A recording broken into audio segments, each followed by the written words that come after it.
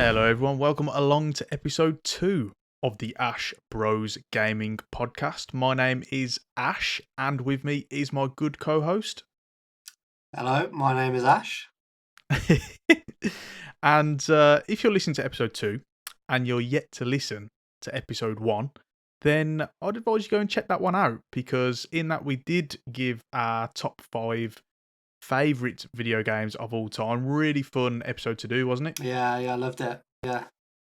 And it was a pilot episode for us, as is this one. Episodes 1 and 2 are being recorded before this podcast goes live, so we have no idea how the reception has been for this podcast. Maybe people love it, maybe people hate it, maybe no one cares.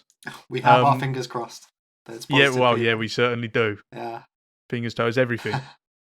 So today we have a really, really fun topic to get into or two. But before we do get into that, I just want to say, if you haven't done so already, check us out on Twitter at AshBros Podcast. Give us an email. We're going to be asking for your interaction towards the end of this podcast and every episode after this. ashbrospodcast@gmail.com. Also, check us out on either YouTube, on my YouTube channel, which is Brommer18. You can find the video versions on there, or you can catch us on any of your regular podcast apps with any luck. That will be Apple Podcasts, Spotify, Google Play, Stitcher, etc., etc. Right then, today, very, very fun topic. We're excited for this, aren't we, mate? Yeah, absolutely. It's a good one. Yeah, so we have our personal most anticipated games for the rest of 2022. So it was a bit of a tough one to do, because actually, when you look at it, there's obviously only two or 2.5 months or so,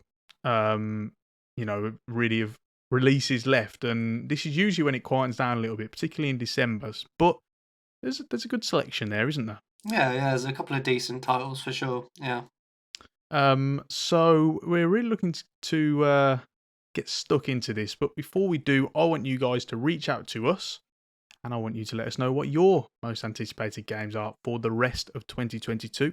We're looking to do an episode in the future, probably at the end of the year, if this does continue, where we talk about episodes, or games, should I say, that are coming in 2023.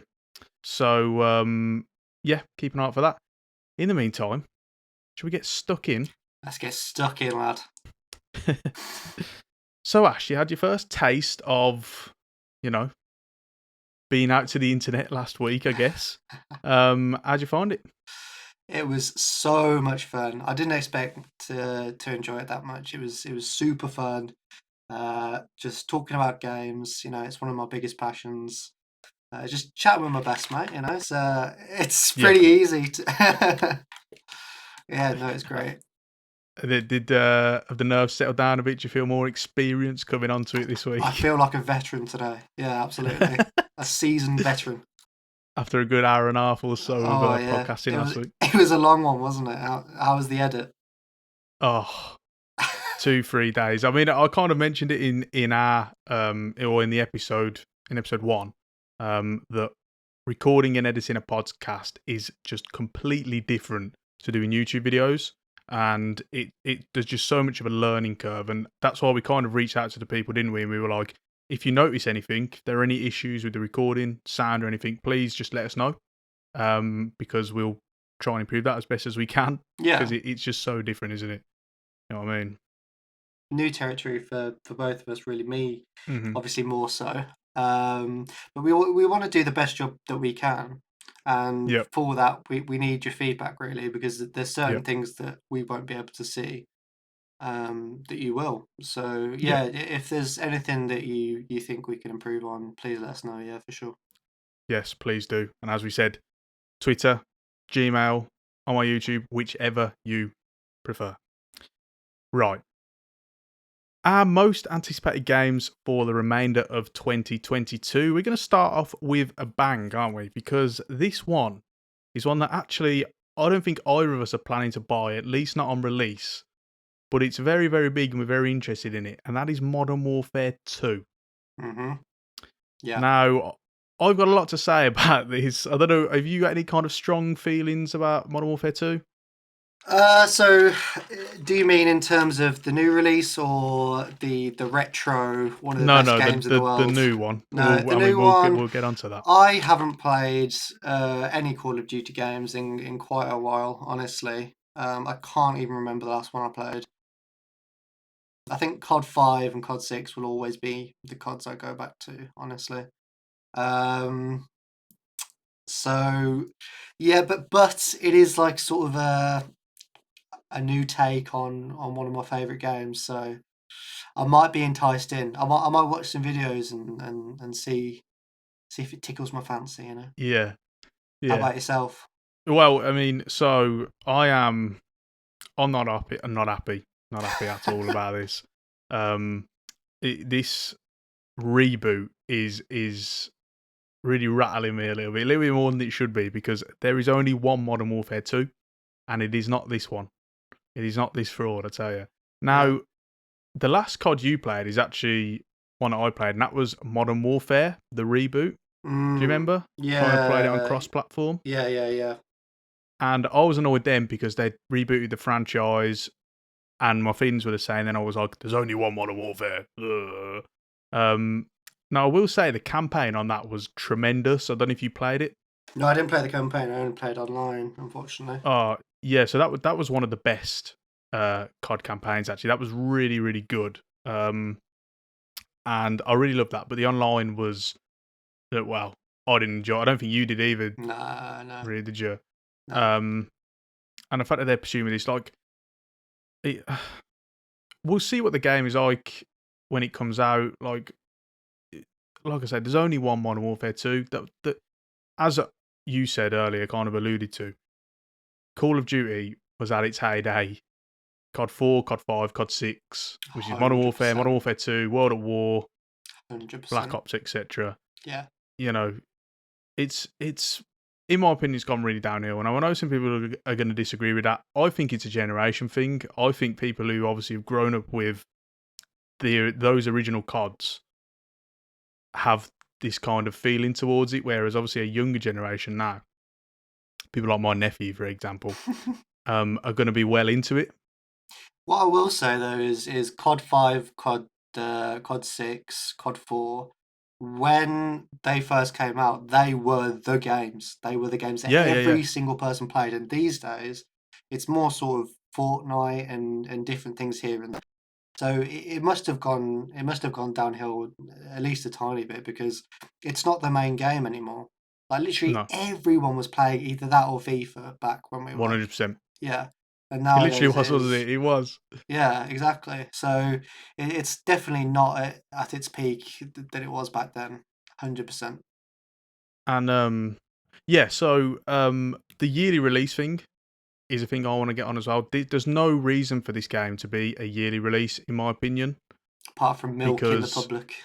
exactly. Well, that's what it is, isn't it? Yeah. Because ultimately, it's not like a sports franchise where the squads are updating, the transfers are updating every season.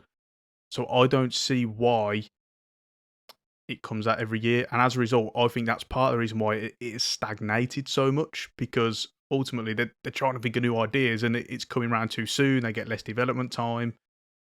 So yeah, yeah. I'm really intrigued to see how it goes. I will look at some gameplay and stuff. I didn't play the open beta, more because I didn't get a chance to, rather than anything. I wish I did.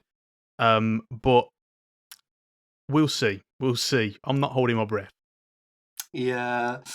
Neither am I really. Like you, I'll have a look at some videos, but I doubt that I'll get it really. But it is a shame when I think back to as I say 4, 5, and 6. Those were just brilliant games, and Yeah, it's such a shame that where the modern games are sort of hitting that spot. yeah. Um, but times change, I guess, don't they? Well, this is it.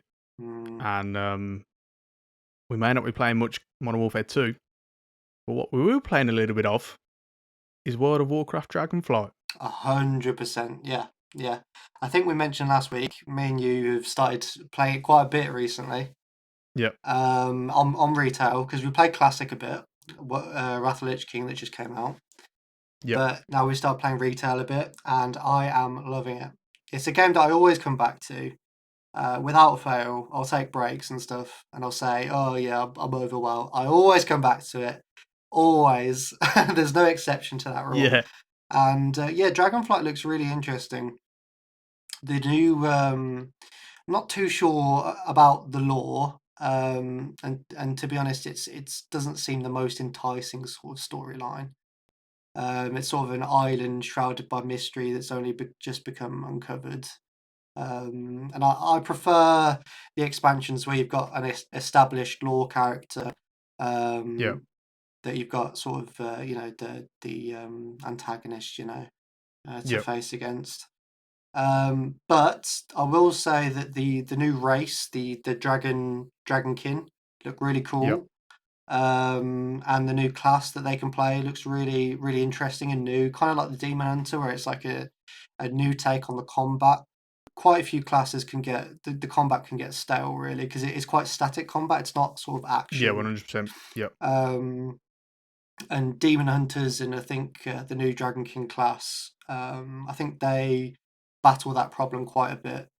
And it's sort of World of Warcraft's modern take on combat, so that'll be interesting. And the reintroduction of talents as well, I'm excited for that. Like, it seems small, but having like little upgrades and having deeper choices to make, it makes a big difference in my opinion to my WoW experience.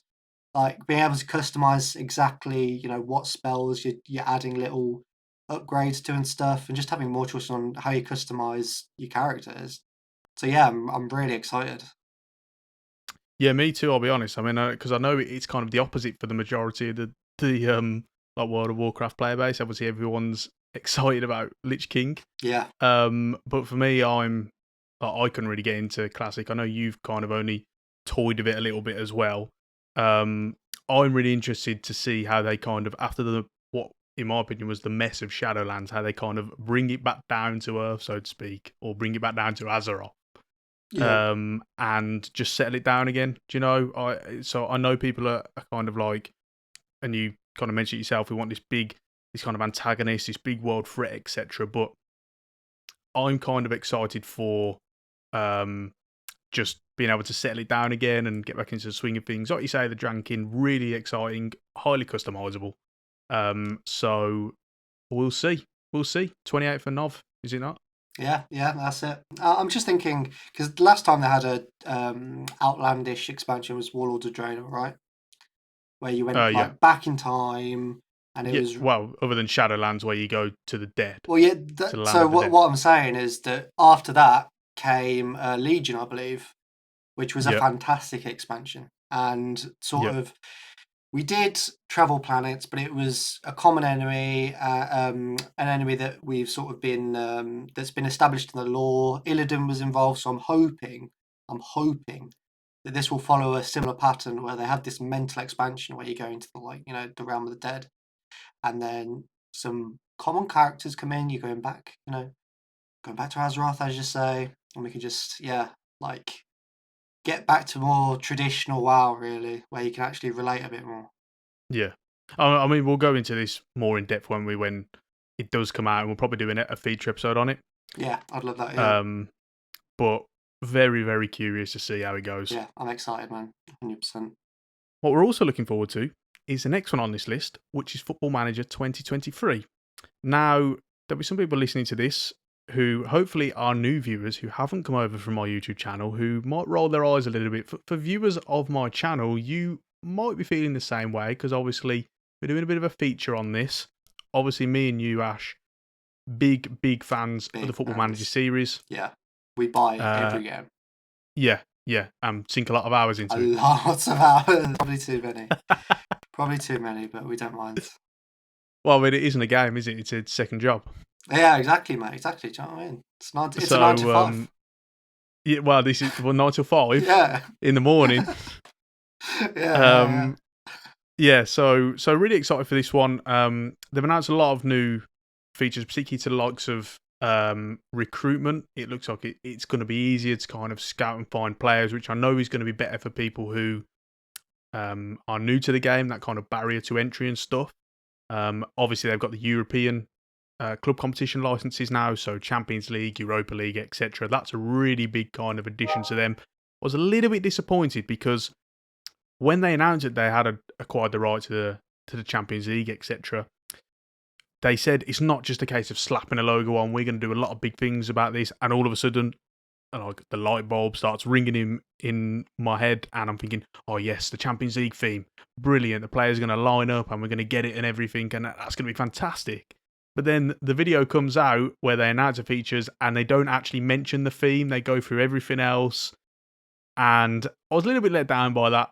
I will be honest, but generally, very excited for this. We know that the Women's League is coming to the game, but it doesn't look like it's going to be for 2023. Otherwise, they would have made a bigger deal for it. So look out for that for 2024. But even so, very excited. What are your thoughts? Yeah, I mean, what struck me was the barrier to entry, because I think that's one of the big problems with Football Manager. It's kind of hard to get into as a new player. 100%. I'd like to talk about getting my dad it. So I got my dad the game. I think it's 2 years ago now. It must be for his birthday, and I had to sit with him for the first week solidly every day, teaching him how to play it. And I know that if I wasn't there, he wouldn't have played it. But now he can't get off that game. He absolutely loves it. He's playing it every day, every evening. So it's one of those games. Is he still even now? Really? He's still playing it now, 100%. He's not still on that save with Cologne, is he, from about 3 years ago? Yeah, he went back to Freiburg, yeah. Oh, Freiburg, that was it, yeah. Yeah, he went to Newcastle. He won everything with Newcastle, and now he's back to Freiburg, giving it the biggin. But it just shows it's one of those games that people can really, really fall in love with if they give it the time and effort. But it's not easy. No, definitely not. So that is kind of probably one of the things they have to work on. To be fair, it's not easy with the type of game it is, because the depth is what makes it a fantastic game. Well, this is it, isn't it? Like the easier games, which is Football Manager on mobile or Football Manager on the consoles, they're like stripped down version of the games, and a lot of people do play them, and they're much easier to learn, but they're not as good. They just don't capture what the game is about, do they? Like the depth and everything, that's something that makes it so good. Yeah. Football Manager is really unique in that fact. It really gets you just immersed in all the detail and yeah, wow. What a game it is, honestly. Right, so moving on. The next game is Pokemon Scarlet or Violet, whichever you prefer, but if you're like me, you will definitely be going for Scarlet because not a fan of purple. So I want to talk to you about this, Ash, because obviously you have kind of stayed away from the Pokemon franchise for quite a while now. Mm-hmm. Obviously you used to play it. And I'm wondering if kind of the marketing has reached people outside of the Pokemon circle. Like, do you know much about this game? I have not seen anything on this game. I think the last game I saw advertising on was Sword and Shield. Really? I don't know how many games that was ago. Yeah, I mean that was a few years ago. Yeah, a couple of years ago. So that was the last game I remember seeing, and I would have picked that up because I don't play anymore. But back in the day, Emerald and Diamond and Pearl, I played the crap out of those games. So yeah, I mean, if I had a Switch or if I had like a Nintendo console, I'd get them, no questions asked. Yeah. But yeah, I'm not gonna invest in a Switch just for Pokemon, unfortunately. Yeah, I get that. Yeah, as you say, I've been out of the Pokemon game for quite a while. But no, I haven't seen anything, literally nothing on these. And the reason why I want to ask that is because with this new game, and the last one as well, Pokemon Arceus, but this one's doing it to even more but a greater extent. Pokemon is becoming a true open world experience. It is now similar to the mold of Zelda Breath of the Wild, You've got this true open world, which has never been before. Nothing like that. You can choose your kind of story a bit more. You don't have to go and battle all the gyms and become the Pokemon champion. And that's like a massive turning point for the franchise. That is absolutely massive. It is literally just changing the direction. And I feel like they've not pushed it out enough. Do you know what I mean? For sure. If you're making those kind of advancements, as you say, it's taking it to that next level. It's like it's modernizing Pokemon, isn't it? Really. Well, exactly, and this is why I'm really excited for it. So, with Arceus, I still haven't finished that yet, but I am kind of in the middle of playing it. I haven't played it for a couple of weeks, but I was really enjoying it, and that whole open world experience, very, very good. Wasn't over mad on the story. Like, the story starts with you kind of fall out of a hole in the sky, Okay. go back in time, which is why I was a little bit put off. But the gameplay itself, really, really fun, which is why I was, trying to push on with it and that whole open world experience. And now this is why I'm really ultra excited for this next one, because, like I say, this is what I've been wanting for ages. Like Pokemon, I'd get every game and enjoy it, but it was the same experience every time. Like, it was just pick your starter Pokemon, go and challenge all the gyms, become the Pokemon champion, catch all the Pokemon on the Pokedex, and that was it. Do you know what I mean? Yeah. And along the way, there's a baddie team. That was enough for me to love those games, and if it's now becoming open world, oh my goodness, I'm gonna have to, yeah, I'm gonna have to follow that and watch some What do videos you on see? it. I mean, like everyone loved the games. Obviously, for me, it needs to take the next step. You know what I mean? It needs to advance. What if I don't want to be the Pokemon champion? What if I don't want to battle the gyms? If I want to go another route, whatever that may be.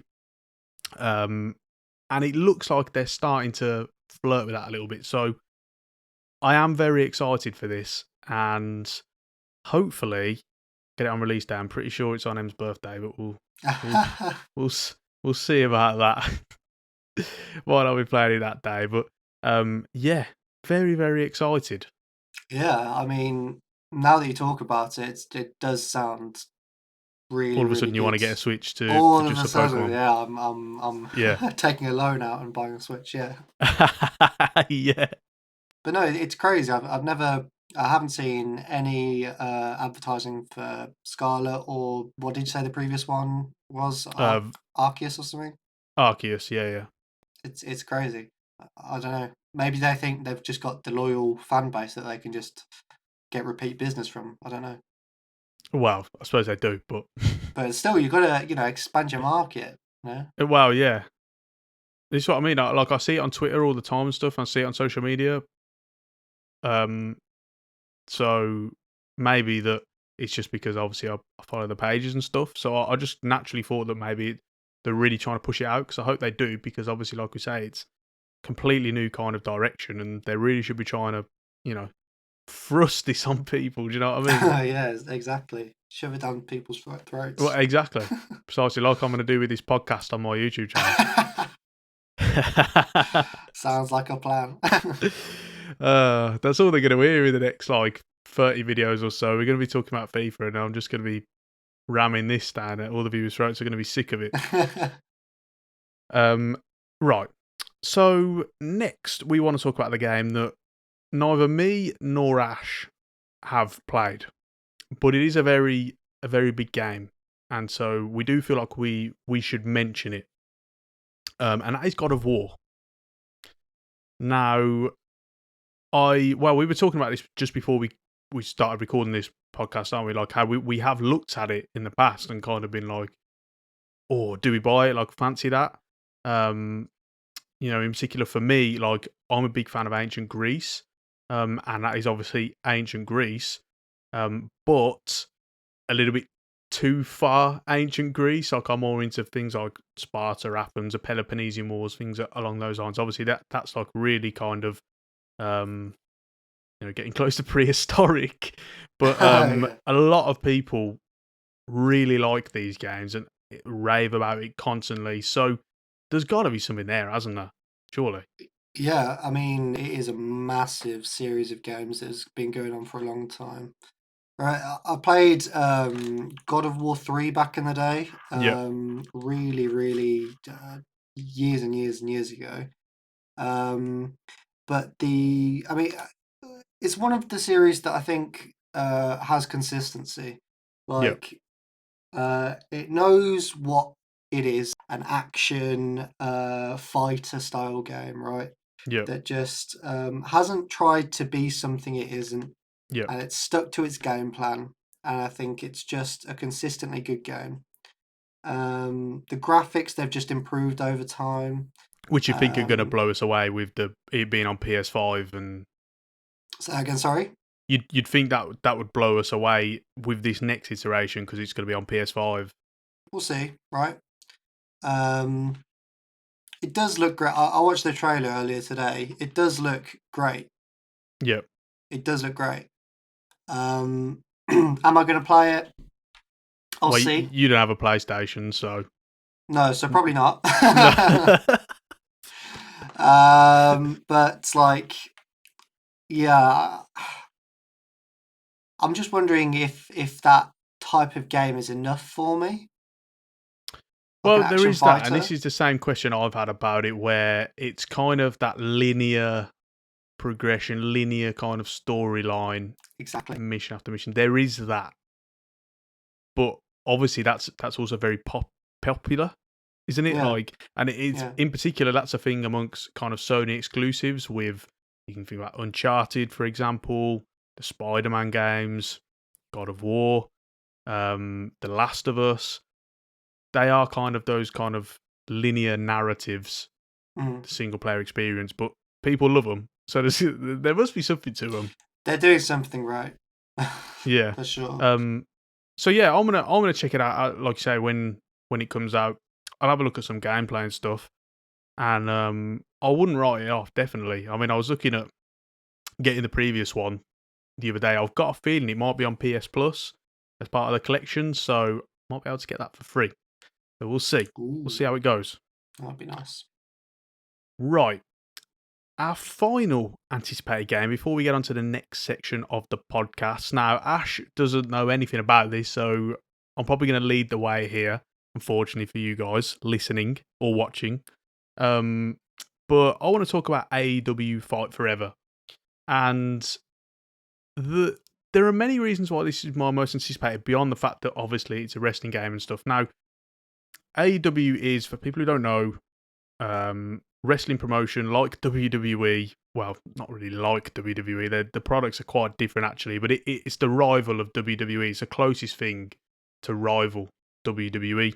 Obviously, the WWE game's been very, very successful for many years. We talked about one in episode 1, didn't we? So do Yeah. go and check that out. And I'm really excited for this one because it is AEW's first game. In terms of on the console, they've got a couple of mobile ones, but nothing worth mentioning, to be honest. And it's going to be very, very different to the WWE games. AEW as a company has been going for only about 3 years now, so they're still very much new kids on the block, but making a big splash. The company itself and the wrestling promotion is owned by Tony Khan, who owns both the Jacksonville Jaguars in the NFL and Fulham Football Club in football in the Premier League. So, they've got a lot of clout behind them. They've got a lot of money behind them. And so I'm expecting that this game has had a fairly decent budget. Now, gameplay, it looks a bit different to WWE 2K series, for example. WWE 2K is very much a simulation, very kind of steady tempo and stuff, where AEW Fight Forever, it looks like they're going for a very more fast tempo, a little bit more arcadey, but still sticking to those principles of wrestling. And one of the reasons why I want to talk about this is because we are supposed to have this game this year. It is supposed to be coming this year, and we are recording this in October now, and we still don't have a release date, and we still only have like probably 2 matches worth of gameplay, and they're not full matches. So I am starting to wonder whether or not this is going to come this year. Those do sound like red flags. They do, don't they? Because every time a game gets released or is going to get released, and you're barely seeing any gameplay, rarely bodes well, does it? No, worrying sign. Yeah. And they're supposed to have a career mode in it. We've not seen anything about that, which again, another red flag. And to top it off, the wrestler, so one of the wrestlers in the promotion, in the company, called Kenny Omega, he's also like an executive vice president of the company. He's one of the founders. He's like heading up the game, basically. He's the one kind of interacting with Ukes, who obviously used to make the WWE games. Now they're doing this one for AEW. He recently got into a fight backstage with CM Punk, who you will know, Ash. Yeah. Who's also in AEW, with a few other wrestlers. Big hoo-ha about it, massive fight, and they all got suspended. So Kenny Omega suspended. They're not on the shows, matches, the promotions, or anything. They've even been removed from the entrance kind of video that I don't know what it's called now. You know, when the opening credits come on.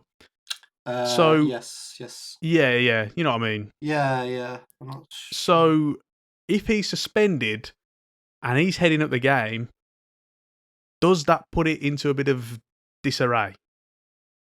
You got to wonder this. It sounds like it puts it into a bit of a grey area, right? Yeah, but starting to wonder, like, what happens now? Because obviously he's not wrestling. He's not. They've cut him out from the promotional content.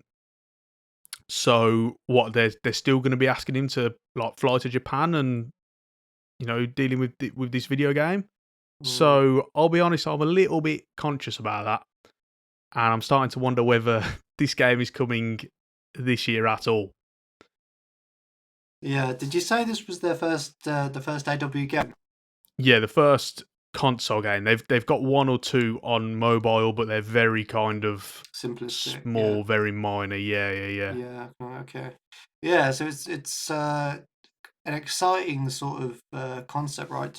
To start challenge the WWE 2K games, because precisely, as you say, they've been super successful.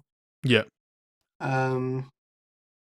So in a way, I'd sort of hope they'd choose to take their time with it rather than rush it out and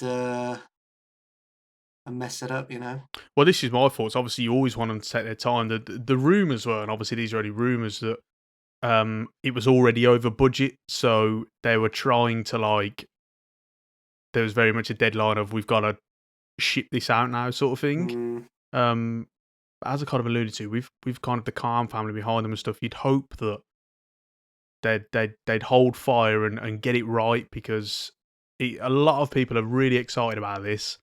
And as you say, the first true competitor to WWE, to really push their game to the next level, it needs to be right. And at the moment, there's just a lot of red flags, as you kind of very rightly put it. Yeah. I mean, and it is so important to have competition in these franchises, I think, or in these genres rather.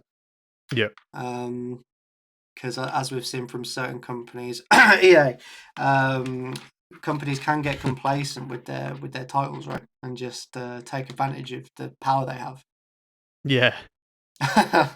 Sorry, I've still recovering from the flu a bit. Yeah, something like that. Yeah. Right then. So I think that probably rounds it off for the anticipated games, doesn't it? Yeah, I think so. Some really a lot to get excited about, I think. Yeah, there is still some big releases, even though we're only into the final couple of months of the year. So it definitely isn't all but over. But now we want to go into a segment that's going to be a regular for this show, and it's also going to be a segment where we want your interaction as well. And it's going to be titled very creatively, "What Are We Playing?" And it's basically what games have we been playing for the past week. But more importantly, we want to know what you guys have been playing. So make sure to reach out to us, and we want to know what games you're playing, how you're finding them, and ultimately why you are enjoying them or not enjoying them. So please do let us know. Like I say, Twitter, AshBros Podcast. Reach out to us on Gmail, which is ashbrospodcast@gmail.com. or you can just comment on the YouTube video if you are watching on my YouTube channel, and I'll do my best to kind of read all the comments. Right then, over to you, my friend. I know you've been delving into quite a few exciting games. I've kind of been swamped with YouTube and stuff, so I'm not very exciting. But you, on the other hand, when you were telling me this list beforehand, I was getting excited myself. Yeah. I've been playing quite a few different games, invested quite a bit. So, a game that I played years and years and years ago, that's got like a sort of remaster, that I've been playing is Lego Star Wars: The Skywalker Saga. Yeah. Such nostalgia from this game. Honestly, when I was a kid playing the original, I just loved it so much. And this remake takes a bit of a different spin on it. But I am a fan so far. They kept some of the really good parts. It's a bit sort of weird to get used to, because it's sort of like an open world game, and it's not because before you had the base, didn't you? And you had the Yeah. doors into the different episodes, and Dexter's then Diner. they all had linear missions. Whereas now it's sort of like you're sort of wandering about the open world, which is amazing. And you can go back to all these places as well, all your favorite places from Star Wars. And you go back later to get the mini kits and the what did they call it when you had to get the amount of studs? Do you remember? True Jedi.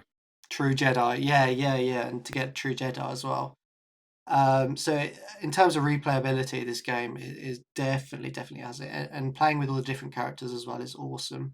I've got to say, 'cause I spoke briefly with you about this some time ago because I was chomping at the bit to get it and finally bought it secondhand because I made a big thing about how basically the company didn't treat its workers very nicely. They were, overworked, really badly treated.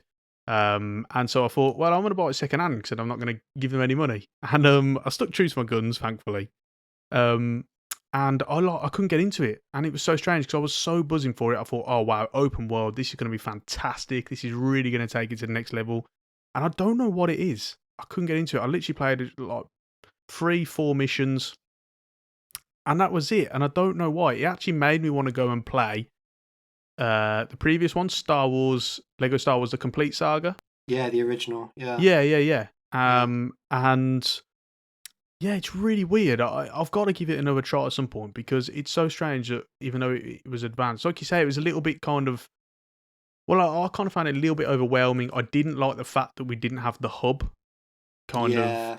you're just constantly in a mission sort of thing, even though it's an open world, and it's really weird to explain, isn't it? But No, because the way so you select your episode, right? Not yeah, in a hub any order. setting, but just from a menu. Yeah, You're shoved into the game, and it's very much like um, go here, talk to this guy, so then it's a cutscene, or do a mission. But the missions are really short, yeah, and it does feel quite a strange game to play, for sure. But I love they just seem to have like nailed its like simplicity and just like the sort of it's really easy to play. It's like they've got the the checkpoints to show you where you're going. yeah, Um, no, I mean I've always loved the collecting the mini kits and the True Jedi's and playing the different characters as I've said before. yeah. But the format of the game I'm still getting used to myself, to be fair. Um, so I definitely do get what you mean because it's like it is very odd. You have more kind of combat mechanics as well than you like dodge and stuff like that. Yeah, Which you didn't have in the originals. yeah, yeah. Yeah. But yeah, so we see. Oh yeah, I'm gonna have to get back on it because there's got to be something there. There's no. Yeah, it's weird. It's really weird. Can't explain why I couldn't bond with it. I want to finish episode 1 and see what happens. Yeah, See like what the menu's like to go back into the missions. To be fair, yeah, I need to do that at the very least. Yeah, but definitely enjoy the gameplay. It's just the progression's very strange. Yeah, precisely. Yeah, yeah. Yeah. Right. So, shall I move on to the next one? Yeah, yeah. Anything else you've been playing, mate? Anything So, else? yeah, so I've been playing a game called Satisfactory, which isn't a new release. It's been out for quite a while. But still in early Um, access. yes, still in early access, yeah, but it's quite sort of it's well, I haven't encountered any bugs, and it seems quite polished really to me. So it's a game for people who don't know, it's a base builder where you've got to mine minerals and upgrade your base essentially, and you essentially end up making like a factory line, and you can make that the most efficient possible by building machines and conveyor belts that take ore from the ground and then smelt it and then make like wires or plates or stuff. It, and as the name would suggest, it is super satisfying to set up like the like your production line, just sit on top of like a observation tower and just watch the minerals go, you know, and just watch your hard work just do itself. So yeah, I've been really enjoying it. It's really interesting. So you've got like different worlds. So you've got like a winter, like harsh world. You've got like a lush starter zone, which I'm doing at the moment. And it's interesting, like experimenting with efficiency. So how many machines um, for each like miner you need and stuff, like really nerdy stuff. I'm Yeah. not denying that in any way, but I love it. It's like, yeah, as I say, super satisfying, and the design is great. Like the company that you're mining for has like a orange and black color scheme, and I don't know that it just works so well. It seems really polished, which is obviously weird for an early access game, but that's honestly how it feels. And you've got wildlife. It's the scenery is beautiful. So yeah, I was actually surprised by how much I enjoyed this game. To be fair. And I hadn't heard about it until you told me about it when we were prepping for this. But I had a quick look on the Steam page and stuff. It was quite cool. It's got 10 out of 10 ratings on Steam. Yeah, it's a really, really good game. Honestly, yeah. Yeah. If that scratches that sort of itch, then 100% give it a go because it's a really good game. Yeah. Anything else? So, I think Elden Ring is one that I've been banging my head against, honestly. I am so bad at that game. I'm so bad. I'm kind of stuck at this point. Do you know how many hours you've sunk into it by any chance? So yes, I do. So I've sunk in not the most hours. So I've sunk in just over 10. So 11.6. So not too Oh much. wow! I thought people had played like 200 to 300 hours on that game and still not finished the campaign. Yeah, well, I mean, I will take longer than that and still be further away than those people because, as I say, I am terrible. I picked to play a mage, which I think might have been a bad decision because any mob just one shots me because I'm wearing cloth. So I have to dodge like every single attack, otherwise I'm dead. I don't know that I think that was an unwise decision, but we'll see. We'll see. I'm the definition of a glass cannon. Yeah, And I glass mean cannon. a glass cannon, 100%. That's what I am. And no, but Uh, it's super. It's a beautiful game, super well designed. I think the dungeons are really tough but awesome. I mhm. mean they are so sneaky. Like, oh, I'm just thinking about it now. My blood pressure's rising. Like, behind every doorway, there's just like a goblin hiding, and then you kill Yeah, that one, and then there's one from the ceiling that drops on your head, and it's just yeah, like, oh my goodness, when you're first trying to get through, it is super frustrating. But it is one of the few games where like I've beaten a boss and just like the sense of satisfaction when you finally beat that guy that you've been banging your head against for like, the last yeah, hour or whatever. Oh, it is just glorious. It really hits that spot.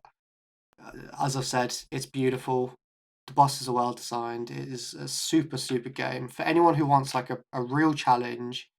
and likes sort of fantasy.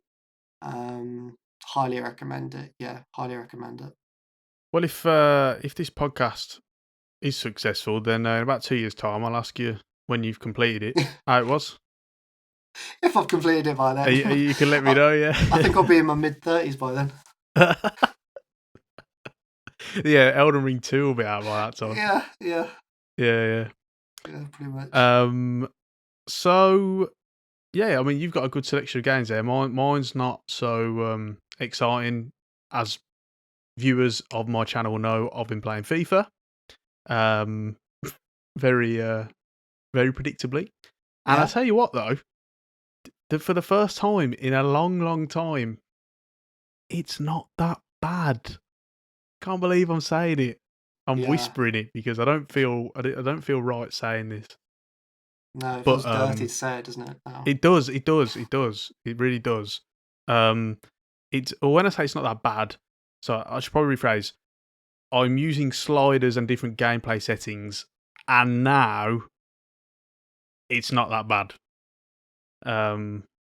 Which is good because obviously it gives you the platform to do that. Obviously, you can adjust the sliders and change stuff. Yeah, Sprint yeah. speed and I've, shot error and all that stuff. I've seen reviews Um, been after your settings. yeah, they are. And as of recording this, I still haven't done that video yet. But by the time this podcast is out, I will have done that video. Yes. Yeah, Sure. they're very curious on that. But yeah, so yeah, I'm actually enjoying it. And the best thing about it is because obviously it's my job as like being my YouTube channel and that. And ultimately, for the last like I don't know 2 years, 3 years, I've hated this game. I have absolutely hated it, and so that has kind of been reflected in my YouTube channel because you just don't want to record videos because you don't want to play the game. Like it just feels like a chore. Hmm. Do you know what I mean? So like, that has completely changed now. Like I actually want to play it, and as a result, it reflects better on the content. So I'll churn it out more, and just be more positive playing the game and stuff. So yeah, it's nice. It's really nice. Yeah, I mean that's great to hear. I think I'm enjoying this one as well. But I think before that, the game that I remember being good was like FIFA 18. I think maybe. Yeah, well, I mean, good would be Yeah, I mean overselling it, but like yeah, half decent. Yeah, tolerable. Yeah. yeah. But yeah, I'm enjoying this one as well. To be fair, yeah, Oh, so it's you have play? I didn't know you yeah, I've had got it it. on the Xbox, my Xbox One Okay. from the old generation. Yeah, You probably should have got it on PC because it's the next gen version on PC and I it's probably better. should have. Yeah, probably should have. I'm surprised you didn't do that. Yeah, but yeah, Good. it's you know decent. Yeah, the gameplay is pretty fun. Yeah. So yeah, that's not bad at all. And I did today, as of recording this, put about half an hour or an hour or so into Dungeon Keeper, which we obviously spoke about in episode 1. It was one of your honourable mentions, wasn't it? Proper retro game. Yeah. Yeah. And yeah, really fun. Just as I just as I remembered it. Obviously the graphics are brilliant. No. I'll be like that. It's not like some games like Stardew Valley has that, for example, which I've also kind of dabbled in recently as well.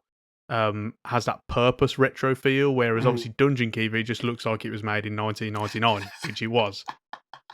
Yeah. So it's like there's a difference. But still, yeah, really fun. I wish they'd remaster it properly. Like they did that terrible mobile version once upon a time. But I really do wish they'd just remaster the You don't even have to remake it. Just remaster it for the graphics purposes. And yeah, I've got a couple of questions. yeah, go on. So first, what game mode did you play in Dungeon Keeper? I did. I was just doing the campaign. You're doing the campaign. Yeah. Did you ever do My Pet Dungeon? No, I didn't. I've never Oh, done that. you'll have to do those. Those are Really? awesome.